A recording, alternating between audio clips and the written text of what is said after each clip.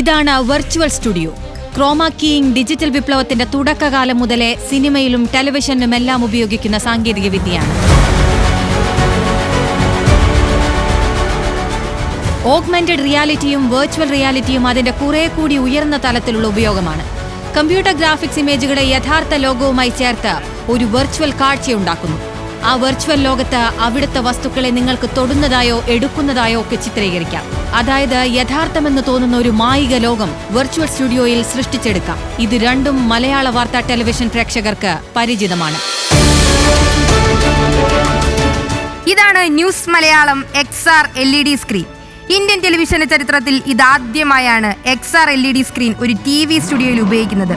എന്റെ പിന്നിലെ ഈ സ്ക്രീനിൽ തെളിയുന്ന ദൃശ്യങ്ങൾ ഇതുപോലെ പുറത്തേക്ക് എക്സ്റ്റെൻഡ് ചെയ്യും. ഇത് നിങ്ങളുടെ വാർത്താനുഭവത്തെ ഇതുവരെ കാണാത്ത വിധം മച്ചനാക്കി മാറ്റും.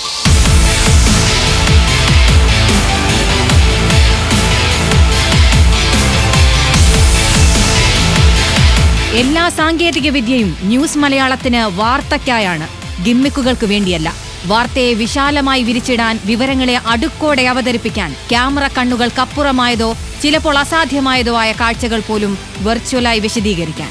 അപ്പോഴും ഞങ്ങൾ പറയും, വാർത്ത വെർച്വൽ അല്ല, മനുഷ്യരുടെ ജീവിതത്തെ തൊടുന്ന റിയാലിറ്റിയാണ്. News desk, news Malayalam.